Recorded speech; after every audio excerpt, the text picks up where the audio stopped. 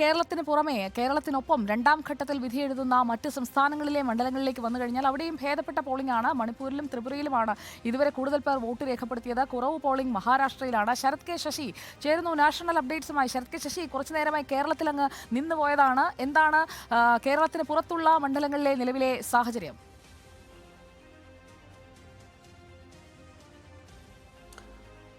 സുജയ, കേരളം കൂടാതെ 12 സംസ്ഥാനങ്ങളിലായി 68 ലോക്സഭാ മണ്ഡലങ്ങളിലാണ് രണ്ടാം ഘട്ടത്തിൽ തെരഞ്ഞെടുപ്പ് നടക്കുന്നത്. ഏറ്റവും ഒടുവിൽ 3 മണിവരെയുള്ള കണക്ക് പ്രകാരം ഈ 12 സംസ്ഥാനങ്ങളിലും പൊതുവെ ഭേദപ്പെട്ട പോളിംഗ് ആണ് രേഖപ്പെടുത്തുന്നത്. ഓരോ സംസ്ഥാനത്തെയും പോളിംഗ് ശതമാനം പരിശോധിക്കുകയാണെങ്കിൽ അസം 60.32, ബീഹാർ 44.24%, ഛത്തീസ്ഗഡ് 63.92, ജമ്മു ആൻഡ് കശ്മീർ 57.76, കർണാടക 50.93, മധ്യപ്രദേശ് 46.50, മഹാരാഷ്ട്ര 43.01, മണിപ്പൂർ 68.48, രാജസ്ഥാൻ 50.27, ത്രിപുര 68.92, ഉത്തർപ്രദേശ് 44.13, വെസ്റ്റ് ബംഗാൾ 60.6 എന്നിങ്ങനെയാണ് പോളിംഗ് രേഖപ്പെടുത്തിയിരിക്കുന്നത്. ഏറ്റവും മികച്ച പോളിംഗ് ശതമാനം ഉള്ളത് ത്രിപുരയിലും അതുപോലെ തന്നെ മണിപ്പൂരിലുമാണ്. ഇവിടെ 68% പോളിംഗ് ഉയർന്നിട്ടുണ്ട്. പക്ഷേ മികച്ച പോളിംഗ് ആണ് എന്ന് പറയുമ്പോൾ തന്നെ ത്രിപുരയിലാകെ ഒരു മണ്ഡലമാണ്, ഈസ്റ്റ് ത്രിപുരയിലേക്ക് മാത്രമാണ് ഇന്ന് പോളിംഗ് നടക്കുന്നത്.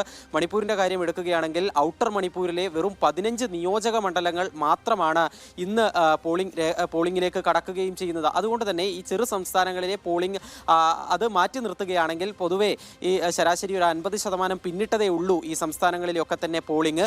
ഏറ്റവും കുറവ് പോളിംഗ് ഇപ്പോൾ ഇതുവരെ രേഖപ്പെടുത്തിയത് മഹാരാഷ്ട്രയിലാണ്. 43% മാത്രമാണ് മഹാരാഷ്ട്രയിൽ പോളിംഗ് രേഖപ്പെടുത്തിയിരിക്കുന്നത്. ഇവിടെ 8 മണ്ഡലങ്ങളിലാണ് വോട്ടിംഗ് നടക്കുന്നത്. അതുപോലെ തന്നെ ഉത്തർപ്രദേശിൻ്റെ കാര്യത്തിലും 44% മാത്രമാണ് പോളിംഗ് ഇതുവരെ ഉണ്ടായിരിക്കുന്നത്. ഈ 3 മണിവരെ അവിടെയും 8 മണ്ഡലങ്ങളിലാണ് വോട്ടെടുപ്പ് നടക്കുന്നത്. ഇതാണ് പോളിംഗ് ശതമാനവുമായി ബന്ധപ്പെട്ടിട്ടുള്ള നിലവിലെ കണക്കുകൾ. ഏറ്റവും ശ്രദ്ധേയമായ കാര്യം, ഒന്നാം ഘട്ടവുമായി താരതമ്യം ചെയ്യുമ്പോൾ കുറച്ചുകൂടി സമാധാനപരമായാണ് ഇത്തവണ രണ്ടാം ഘട്ട തെരഞ്ഞെടുപ്പ് നടക്കുന്നത് എന്നതാണ്. ഒന്നാം ഘട്ടത്തിൽ പശ്ചിമ ബംഗാളിലും ഛത്തീസ്ഗഡിലും ഒക്കെ തന്നെ ചില അക്രമ സംഭവങ്ങൾ റിപ്പോർട്ട് ചെയ്തിരുന്നുവെങ്കിൽ ഇത്തവണയും ഈ 2 സംസ്ഥാനങ്ങളിലും ജനവിധി എഴുതുന്ന ഒരു സംസ്ഥാനങ്ങളാണ്. പക്ഷേ അവിടങ്ങളിലൊന്നും തന്നെ അത്തരത്തിലുള്ള അക്രമ സംഭവങ്ങളൊന്നും റിപ്പോർട്ട് ചെയ്യപ്പെട്ടിട്ടില്ല എന്നത് ആശ്വാസം നൽകുന്ന കാര്യമാണ്. വൈകിട്ട് 6 മണിവരെയാണ് എല്ലായിടങ്ങളിലും പോളിംഗ് സമയം നിശ്ചയിച്ചിരിക്കുന്നത്. പക്ഷേ ഉഷ്ണതരംഗത്തിൻ്റെ സാധ്യത പരിഗണിച്ചുകൊണ്ട് ബീഹാറിൽ 1 മണിക്കൂർ അധികം സമയം അനുവദിക്കുകയും ചെയ്തിട്ടുണ്ട്. ഇവിടെ 4 മണ്ഡലങ്ങളിൽ 1 മണിക്കൂർ മറ്റ് മണ്ഡലങ്ങളുമായി തട്ടിച്ചു നോക്കുമ്പോൾ അധികം സമയം പോളിംഗിന് വേണ്ടി അനുവദിക്കുകയും ചെയ്തിട്ടുണ്ട്. ഓക്കെ, ശരത് കെ ശശിയാണ് വിവരങ്ങൾ നൽകിയത്. ദേശീയ സാഹചര്യത്തിലേക്ക് നമുക്ക് വീണ്ടും എത്താം.